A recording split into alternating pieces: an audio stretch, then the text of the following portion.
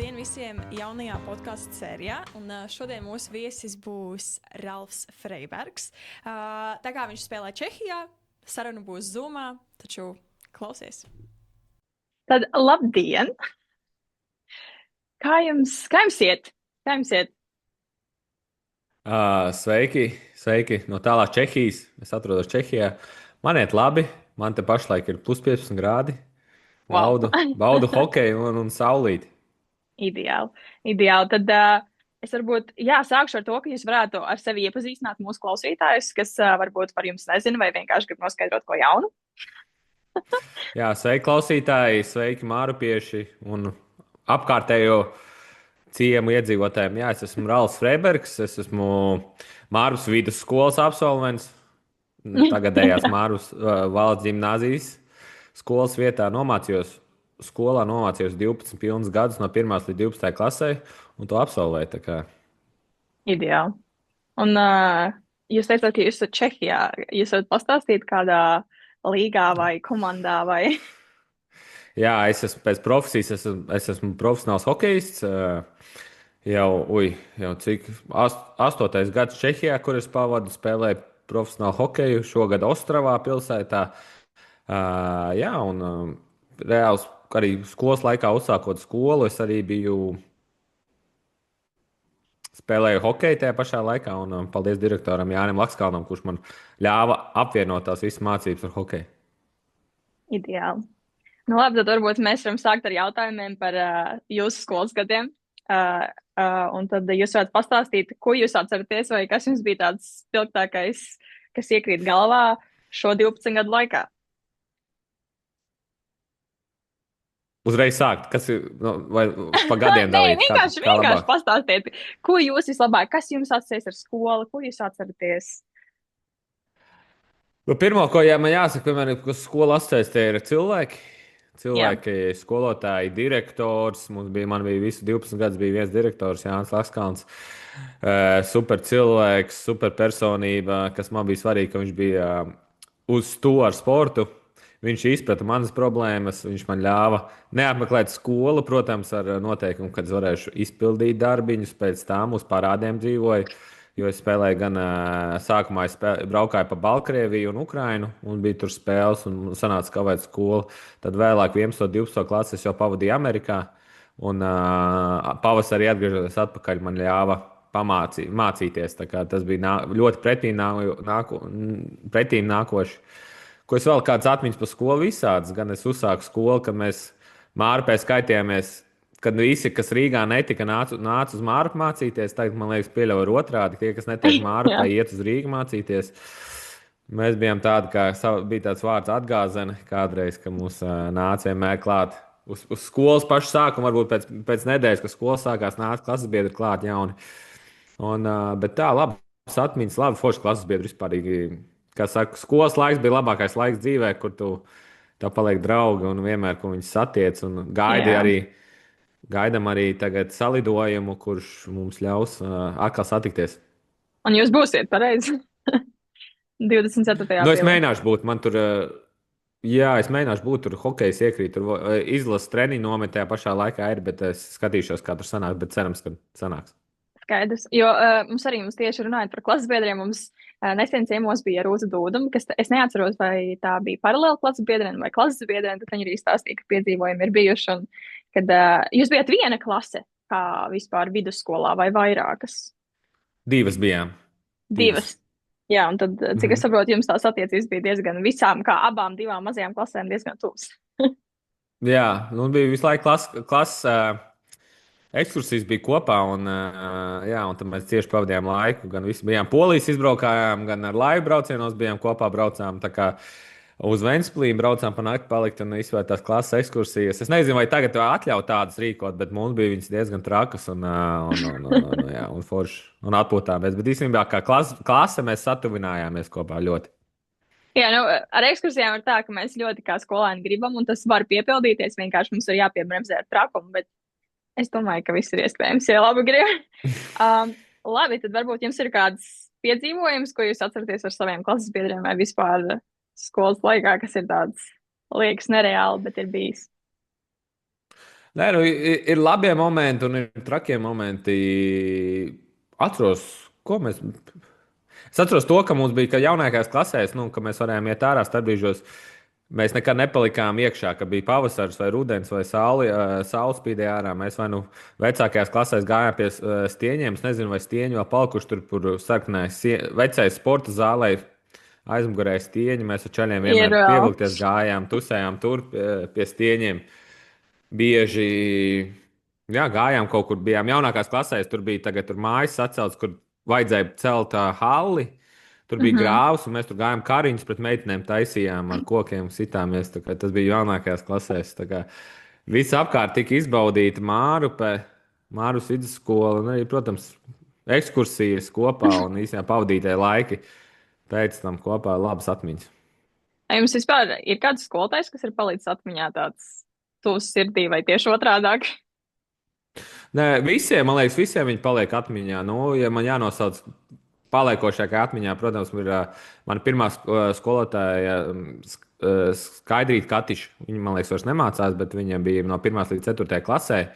Ļoti forša skolotāja. Vēl joprojām mani bērni iet pie viņas mācīties brīvos brīžos, ziemas periodā, jo viņi joprojām palīdz maniem bērniem. Tas iet pa kāpnēm uz leju.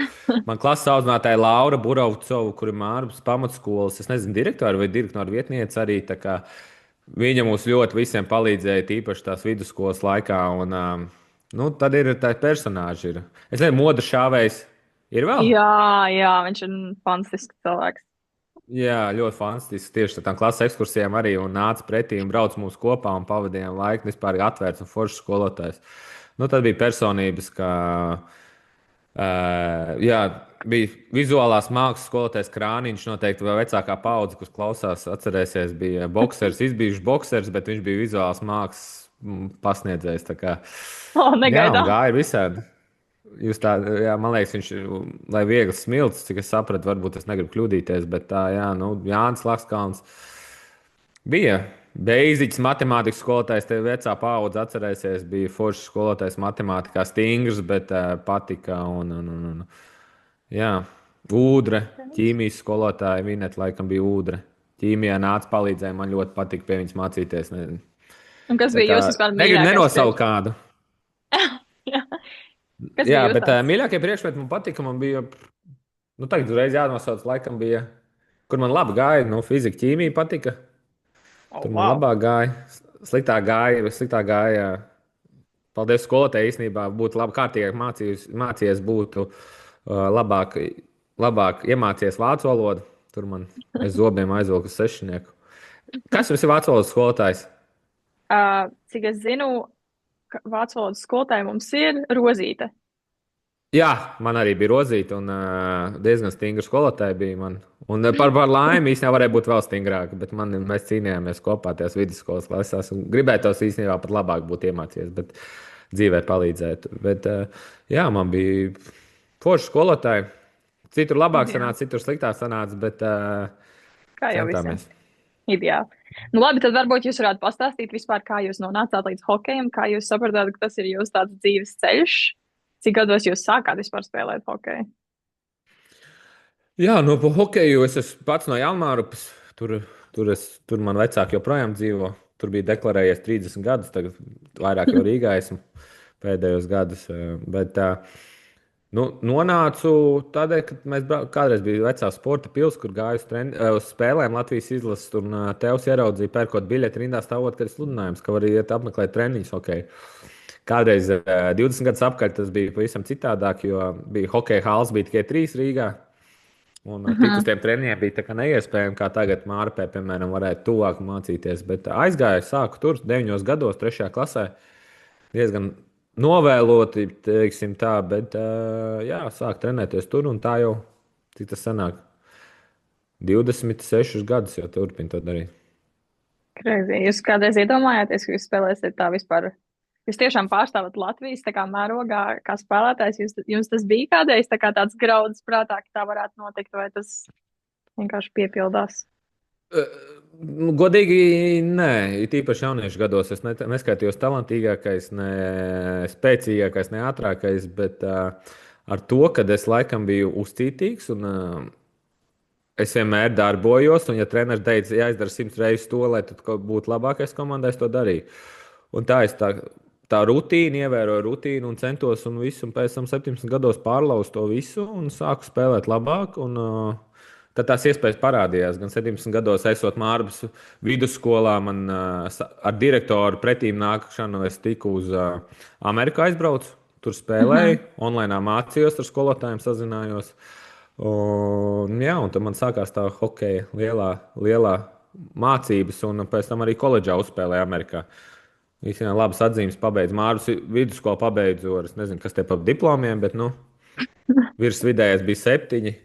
Tā kā centos labi mācījos, un man, piemēram, ģimenē bija svarīgi arī labi mācīties, ne tikai hokejs. Skaidrs. Un vispār par pieredzi Amerikā. Ko jums tā iedeva? Daudz vispār, ko jūs pielietojat ikdienā, vai tāds? Jā, man Amerika, es nezinu, kā jums, jūsu cilvēkiem, jauniešiem. Ģenerācijai, jā. Bet man vienmēr bija sapnis Amerika. Vienmēr gribējās tur aizbraukt. Un, tā kā zemapziņā varbūt man tas bija mērķis, un kā viņi piepildās. Ja ļoti, ļoti smagi strādā to, un īstenībā parādījās, no kurienes tā iespēja. Un ko iemācījos, ieraudzīju visu, nodzīvoju Amerikā 7 gadus. Vairākām vietām bija gan Teksasā, gan Kalifornijā, gan Midwest. Padzīvoju, redzēju cilvēkus, iepazinu daudz labu draugu. Arī kaut kādus 5 gadus aizlidoju atpakaļ uz kāzām pie ļoti laba drauga. Forša vieta. Sapratu to, bet pēc 7 gadiem Amerikā nodzīvojot, sapratu, ka Latvijā ir vislabāk. Latvijā ir vislabāk. Prieks dzirdēt. Labi, tad ko es vēl jums varu interesanti paprasīt? Kā jūs vispār tiekat? Es zinu, ka hokejs tas ir traumatisks sporta veids, liela disciplīna, daudz izaicinājumu vispār, fiziskā sagatavotība. Kā jūs tiekat galā ar to spiedienu? Kā jūs mentāli, fiziski, vai ir bijis tādi brīži, ka liekas, ok, visas vairs nevaru? Kā jūs ar to tiekat galā? Tā ir ikdiena. Bet jau vairāk klausos un vairāk domāju par to, ka, kā saka, tagad arī Instagramos un Facebookos var redzēt tos video, kad spiediens ir privilēģija. Ikdienā cilvēkiem spiediens īsti nav. Bet hokejā var teikt, spiediens katru 3. dienu, kad notiek spēles. Spiediens nepieļauj kļūdu, izdarīt kaut ko labāko.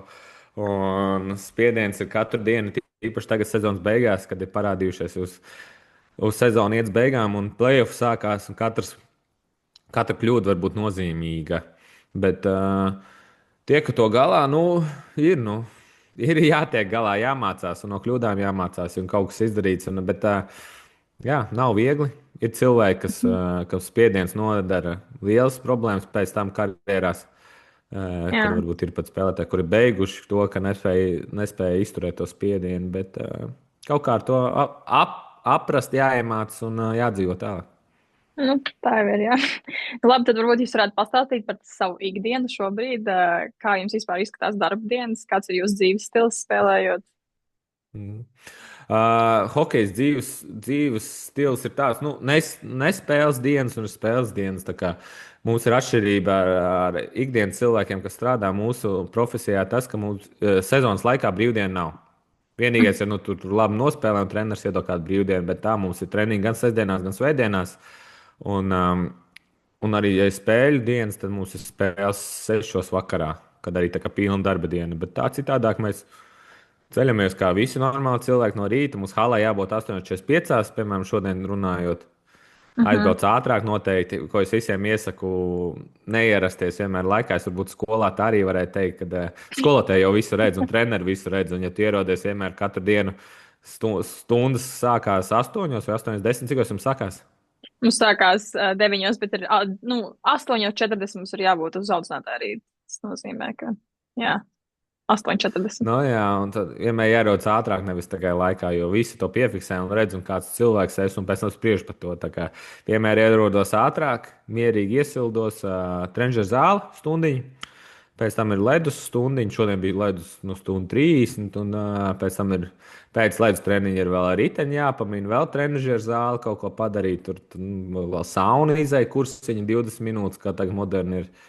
Un jā, atbrauc mājās, pāri, sagaida ierakstu podkāstu, un šodien īstenībā brīvs vakars ir. Bet rītdienas spēle, un tad rītdien visam tam pašam grafikam pieliec vēl vakar spēli, kur tur spēles 6, tad ierodies 2 stundas pirms hokeja, vienmēr jāierodas 2 stundas pirms spēles. Jā, iesildies, nospēlē, un pēc tam atsildies, pāri un ej gulēt. Nu, tā 10 mēneši, nu labi, varbūt ne 10 mēneši, 9 mēneši gadā, un tad atbrauc uz Latviju, pavadu tur mēnesi brīvs, ir, ja izlasa, tad ir mēnesis brīvs, ja nav izlasa, tad 3 mēneši. Bet arī tā pašā laikā trenējies. Un tā dzīve iet, un tā gada iet uz priekšu, un baigā paiet garām. Es sāku justies, labi, es eju tikai 12. klasē, bet ar katru dienu man sāk likties, ka tas laiks skrien ātrāk un ātrāk. Tāpēc es pilnībā saprotu, bet es zinu, ka visiem šis interesē, man arī. Kā jūs jūtaties pēc Olimpiskajām spēlēm atgriezties?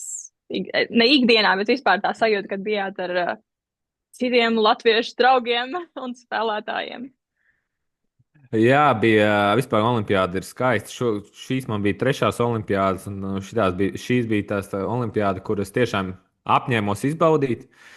Es viņu izbaudīju, centos, ja es kādu cilvēku, ar ko es gribēju nofotografēties kopā, es nofotografējos, to man sociālajos tīklos redzēt, kādiem cilvēkiem es tur pafotografējos. Un īstenībā pat daudz neesmu ielicis aizmirst, neredzēju, ko es fotografējies. Bet jā, emocijas ļoti patīkamas, pārstāvot vienmēr izlases, tas ir gods, un man tas ir svarīgi, gan man, gan ģimenei, ka es tur esmu, un aizved tās spēles, uzvalkot Latvijas izlases kreklu, bet jā, Milāna, kuram nepatīk Itālija, man liekas, tas ir Latvijam, katram patīk aizbraukt uz Itāliju, un tur pavadīt laiku un spēlēt, un redzēt tās visas superzvaigznes, kas atbraukuši arī ir īpaši, un jā, noteikti. Iesaku katram jaunietim dzīvē tiekties kaut kādā sporta veidā arī sasniegt un kādus mērķus un iespējams aizbraukt uz Olimpiādu. Un cik ilgi jūs tur bijāt vispār dienu ziņā?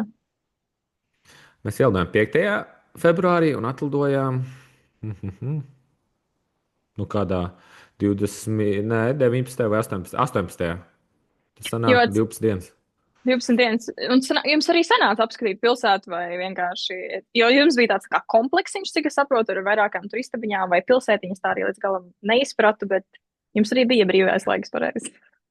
Jā, mums bija dzīvojām pilsētiņā tādā, kur studentu kopnīca, kas pēc tam tiks izveidots. Netālu no centra iekāpām 24. tramvajā, viņa vietējā, un tad aizbraucām uz centru, uz Domu laukumu. Ļoti ātri, pa 15 minūtēm varēja aizbraukt, pastaigājām vienmēr. Es ar Kristēru Guļevski bieži pavadījām laiku pastaigā, skatoties pilsētu, izbaudījām cilvēkus, ļoti stilīgi cilvēki Milānā ir. Un pavērojām, parunājām par dzīvi. Un īstenībā tā arī daļa no tā, ka tu esi sportā, ir daļa no tā, ka tu esi komandā un tur varbūt līdzīgi kā klasē, ka tu ej ar visādi veidi klases biedriem un komandas biedriem runā par dzīvi, ne tikai par hokeju, bet par attiecībām, par visu kaut ko. Jā, tā tas ir. Un jūs vispār intereses pēc vairāk esat tāds pīcis cienītājs vai pastas cienītājs? Laikam pastas. Pīca man tā, es ēdu pīcu arī, bet pasta ir. Bet man ļoti patīk garšo pasta. Tas man varbūt teiktu mīļākais ēdiens ir, bet īstenībā pasta, ja tu daudz nesportot un daudz ēst pastu, nav labi ieteikums. Nav laba kombinācija. Jā, un pēc tam var to sadzīvot pēc šī brauciena, plus pāris 1 vai 2 kilogrami tik uzēsti. Tagad es mēģinu nomest lejā un nav viegli. Nu jā, es domāju, ka treniņos arī paliek tā pēc pieredzes. Labi, ko jūs vispār kā jauniešiem tādai iedvesmai, kas paši meklē savu tādu ceļu, vai tas būtu sports, vai tā būtu kāda profesija. Kas bija tas, varbūt, jūsu moto, kas jums lika turēties tam mērķim, līdz tam mērķim? Kas jūs virza uz priekšu? Es varu domāt, ko es varu tagad domāt. Noteikti pēc 10 gadiem es teikšu kaut ko citu. Bet es biju tāds, es nezinu, man nav latgaliešu asinis iekšā, bet es biju tāds. Man vajadzēja visu pierādīt, un es gribēju pierādīt cilvēkiem to, ka es sasniegšu kaut ko dzīvē. Vai tas bija ne sporta vai ar mācībām, bet man vajadzēja būt labākajam, man vajadzēja būt ne pirmajām, bet cīnīties pa vietu. Un es atceros skolā, ka mums kādreiz bija normatīvi. Skolā pie Valdes Poša bija mūsu sporta skolotājs, arī izteikti personība mūsu laikā. Mums bija krosi jāskrien uz 3 km. Es domāju, ka jums nav uz rezultātu atzīme jāskrien. Un, ja man kaut kas nesanāca, vai kāds man atzīmes bija, ļoti pārdzīvoja par to. Un vai 100 metru sprinta bija uz atzīmēm jāliek, un man minēja klases biedrene Putrājumā Līga, laikam bija, kas ielika man, dabūja labāku atzīmi par mani, 100 metru sprintā bija sāpīgi. Tā kā visu gribējās būt labi, un mēs arī savā ziņā mūsu klasē bija gudri studenti, skolnieki, kuri vienmēr arī bija tādi centās labas atzīmes dabūt. Un mums tā laba bija ķīmija, kur mēs tur, atceros, bija Raivo Jakovels, tāds ļoti gudrs puisis mums ir klasē bija, kuri gribēja man gribējās viņu pārspēt vienmēr, bet viņš bija uz atzīmi gudrāks par maniem vienmēr matemātikās vai fizikās. Bet labi motivēja. Tā kā jāatrod kaut kāds mērķis, un varbūt tā sajūta, ka tev jāpierāda cilvēkiem kaut ko sasniegs. Un tā pierādīšana neļauj tev atslābt. Un, ja tu gribi pierādīt kādam, ka tu esi kaut kā vērtīgāks un dzīvē kaut ko sasniegs, un arī kaut kā pierādīt, man bija svarīgi pierādīt citiem, kas kaut kā vērts. Skaidrs. Jā, es piekrītu. Un vispār jums bija tāda sajūta, jūs esat kādreiz domājis arī par citu profesiju, varbūt ne sportā, bet varbūt jūs vēl kaut kas aizrāva, par ko jūs sapņojāt kādreiz vai līdz šim? Skolas laikos es jau biju gatavs iet vērtē uz inženieriem, gribējās ļoti. Bet es uzreiz sapratu, man uzreiz noslāpēja man idejas, ka ar hokeju to nevarēs apvienot. Bet tas bija mans mērķis skolas laikā, jā. Iet uz inženieriem. Bet pēc tam es aizgāju uz biznesu, Amerikā mācījos biznesu, tādēļ, ka visi mācījās. Vai man tas baigi interesē vai nē, es nezinu, bet arī to interesējos. Un tagad es noteikti kaut ko citu gribētu mācīties, bet, kas man interesē. Bet jā, bija skolā, bija labas atzīmes un gribēju tiešām uz inženieriem. Ja. Un kā jūs aizbraucāt uz Ameriku un pēc Amerikas, pēc tiem 7 gadiem jūs atgriezāties Latvijā? Uz Rīgas Dinamo spēlēju tur, 1 gadu nospēlēju tur un pēc tam devos Čehiju. Wow. Un tagad jūs esat tur. Sports atver iespējas, to es arī saku, man ir 2 meitas un es jau plāns man arī ir, kā viņas uz Ameriku dabūt, iegūt izglītību bezmaksas volejbols ir, bet es noteikti domāju, ka ir citi sporta veidi arī, kur vai ja ne volejbols, citi sporta veidi, kur caur labām atzīmēm skolā un labiem sporta sasniegumiem vispār ikdienā ir iespēja atbraukt pa brīvu un izmācīties Amerikā, kas, manuprāt, vajadzētu būt katram studentam, kā sportiskam studentam mērķim dzīvē. Vismaz sākumā. Es piekrītu. Tad jūs teikt to, ka vispār tā pieredze ārzemēs ir diezgan noderīga. Ļoti, ļoti. Un arī, es domāju, pēc tam darba tirguma iegūtā izglītība Amerikā, un mēs zinām, ka visa pasaules ekonomika pagaidām griežās ap Ameriku. Tas būtu plusiņš noteikti. Skaidrs. Labi. Ko es jums vēl interesanti varētu paprasīt? Tā. Varbūt jums ir vēl kaut kas interesants par tieši Mārsalas ģimnāzijas, bet īsti nezinu, ko vēl var paprasīt. Mēs varētu runāt par, bet jā, jums vajadzēja šādu podkāstu uztaisīt arī, kad būs salidojums, un tad ātri kādam cilvēkam, man liekas, 5 minūšu intervijas iztaistīt kaut ko, viņi kamēro svaigi un nav sapriecājušies, ejot iekšā, jo atmiņas ir daudz. Es laikam pārstāvu to paudzi, kur, viņi ir vēl jaunāki, mēs skaitījāmies līdz 40, bet es atceros visu, kas notikās, ka mēs tiešām skaitījāmies nekas Mārpē, un vecas telpas bija, un salauzts florbola nūjas mums bija, bet kaut kā sportojām un kaut kā centāmies, bet tagad Mārpa ir cita Mārpa, Mārsalas ģimnāzija, un viss jums ir forši izremontēts, un viss ir jauns, un citi laiki pienākuši, bet jā, pasniedzēji bija forši, labas atmiņas, citiem gāja labāk, pie kāda, citiem sliktāk, bet es atceros, ka, piemēram, vienmēr bija laimes par skolotājiem. Ko es vienmēr tagad saviem bērniem mācu, ir, lai arī kā, bet tu esi laimes pēc skolotājiem, un tomēr viņi ir pieaugušie, un lai arī dažreiz liekas, ka viņiem nav taisnība vai ir taisnība, bet tu vienmēr laipni izturies, un tā laipnība tev palīdzēs gan būt labāks atzīmes, gan varbūt iespēja izlabot vai salabot to atzīmīti uz augšu. Tā kā vienmēr, ja tu stīvēsies un būsi ietiepīgs pret skolotāju, nekad tas nepalīdzēs. Jā, es pilnībā piekrītu. Arī pašai mācoties, labas attiecības ar skolotājiem ir tāds. Tu kaut kā arī pēc tam iepazīstot tos cilvēkus, vairāk varbūt gribi mācīties, vai tieši pierādīt viņiem, ka tu vari un tu vari labāk. Man liekas, tā arī ir ļoti laba motivācija. Labi, tad varbūt es varētu paprasīt jums, vispār Latvijas izlasē spēlējot, varbūt ir vēl komandas biedri, ko jūs vairāk komunicējat vai ar kuriem jūs biežāk sarakstaties? Nē, sarakstos, jā, man ir tā kā mans savs podkāsts, tad es biežāk sazvanos ar kādu un parunāju ar viņiem. Pēdējā saruna bija vakarā, mēs ierakstījām live tiešā YouTube. Mums bija Rodrigo Abols, vajadzēja Uvi Balīnski sarunāt. Ikdienā arī vairākiem citiem hokeistiem parakstos kaut ko, kā iet, kas jauns un tā. Tā kā mums īstenībā hokejā mēs esam diezgan cieši izlasē. Mums ir labas attiecības. Vasarās biežāk trenējamies kopā, kā 10 cilvēki stabili. Slidojam visi kopā, visi 30 cilvēki, kas ir parasti izlasē. Jā, bet arī savi tā, ka zina, ka beidzās hokeja sezona vai izlase beidzās, ka gribās atpūsties no visiem hokeistiem. Ja hokejs var būt par daudz. Skolā gan jau arī klases biedri arī par daudz var būt. Gribās tev vasaru dažreiz varbūt ar 1-2 cilvēku palikt kontaktā no klases pārējiem, lai atpūšties nākošo gadu. Jā, skaidrs. Tā. Labi. Par podkāstu runājot, jūs tikko teicāt, ka jums ir savs podkāsts. Jums vispār jau ilgi jūs ražojat kontentu, vai tas ir kaut kas jauns, ko jūs esat sācis? Mums jau ir. Laikam, mēs jau gadu esam stabili iekšā. Freida podkāsts. Mēs par hokeju runājam. Mums ir savs arī WhatsApp chats, kur mums ir virs 600 cilvēkiem WhatsApp chatā. Runājam par un ap hokeju, varbūt nedaudz politiku iemetam iekšā. Ulvis Brožā, Rauls Freibergs un aizmugurē mums tur sēž arī Lotārs Zariņš.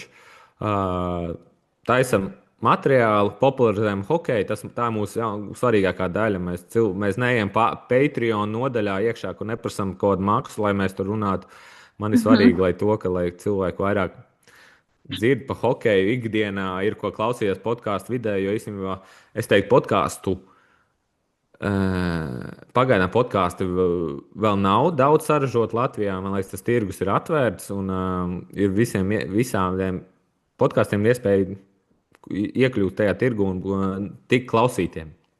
Es daudz klausos podkāstus un man liekas, ļoti daudziem podkāstiem nedēļas laikā iziet cauri. Dažreiz liekas, ka nav pat ko klausīties, jo visi jau noklausīti. Jā, skaidrs. Varbūt tad jūs varētu pastāstīt, vai diži atšķirās Čehija no Latvijas vispār tādā hokeja līmeņa pasaulē? Ir diži, es ticu, ka ir. Jā, ļoti liels atšķirības. Tas, ka jau sāksim ar to pamatā, ka Čehija ir daudz lielāka valsts, daudz vairāk hokeisti. Es teiktu, kas nav atšķirība abām Čehijai un Latvijai. Man teikt, hokejs ir pirmajā vietā popularitātes ziņā. Lielākā atšķirība tas, ka viņiem Čehijam ir vietējā līga, ļoti spēcīga, labi atmaksāta, un Latvija ļoti neapmaksāta un vāja vietējā hokeja līga.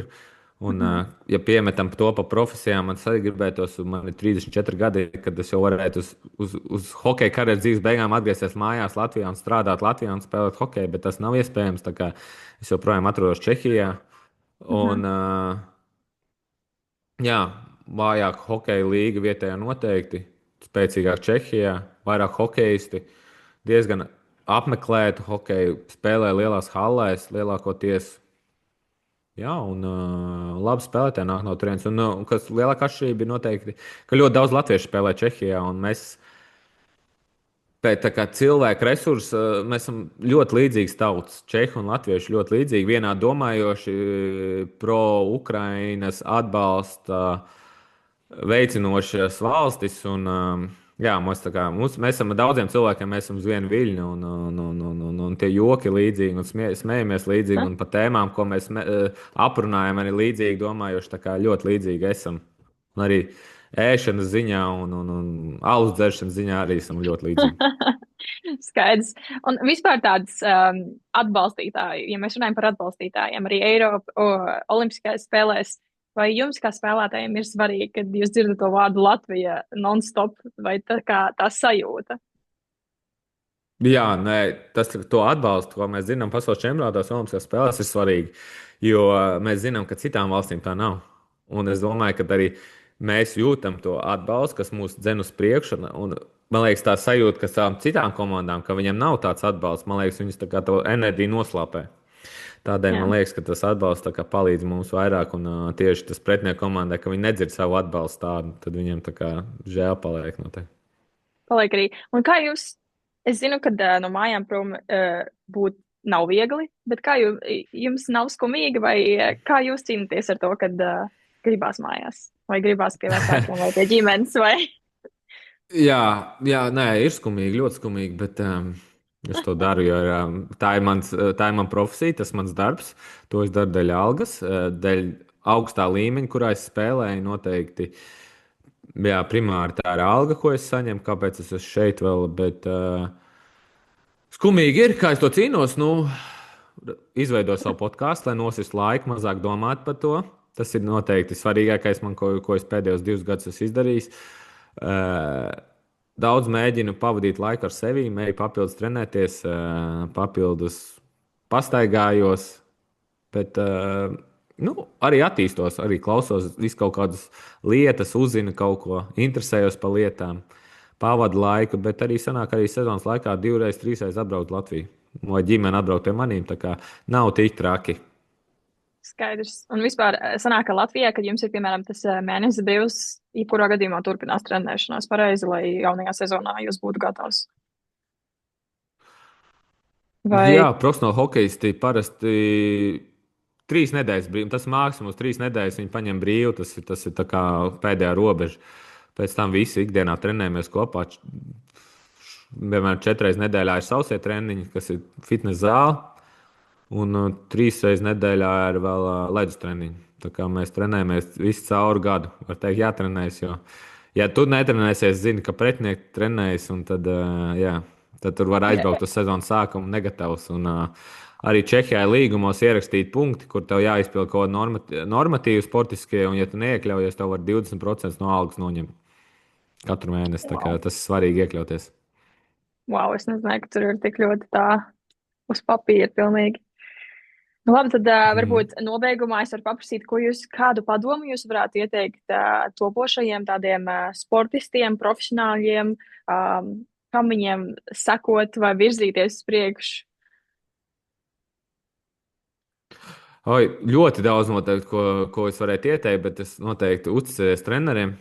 Treneri vienmēr zinās, kā ir labāk. Es daudz tagad dzirdu problēmas ar vecākiem un treneriem, kas, manuprāt, nav pareizi. Bet galvenais ir mīlēt to, ko jūs dariet. Jo arī vecāki, kas klausās par saviem bērniem, varbūt dzird kaut ko to, ka nevajag uzspiest ļoti daudz bērnam. Ja viņš negrib, tad uzspiešana neko nepalīdzēs. Bet jārada apstākļi, lai bērns gribētu to darīt. Tas ir svarīgi. Man ļoti gribējās, es trenējos. Es zinu, vidusskolas laikā es nevienu treniņu neizlaidu, kaut vai es biju slims. Es dažreiz pat gāju trenēties. Man tas bija svarīgi trenēties, jo man sabaidīja, ja izlaidīs treniņu, tad tu hokejā spēlēsi sliktāk. Tā kā es to darīju.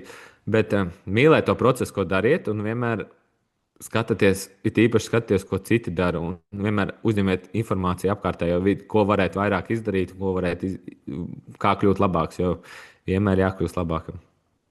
Ideāli. Paldies jums milzīgs. Paldies, ka tiešām piekrītat šai fantastiskajai sarunai. Es domāju, ka skatītājiem ļoti noderēja un ka viņiem ļoti interesē, kā jums iet. Tā kā jā, mēs sakām jums lielu paldies. Un tad redzēsim jūs 24. aprīlī, cerams. Cerams. Nu, labi. Paldies, liels. Jā, paldies. Ko mēs sakām? Lielu paldies Ralfam Freibergam un paldies jums, klausītāji, ka skatījāties. Tā kā tiekamies nākamajā sērijā. Uz tikšanos!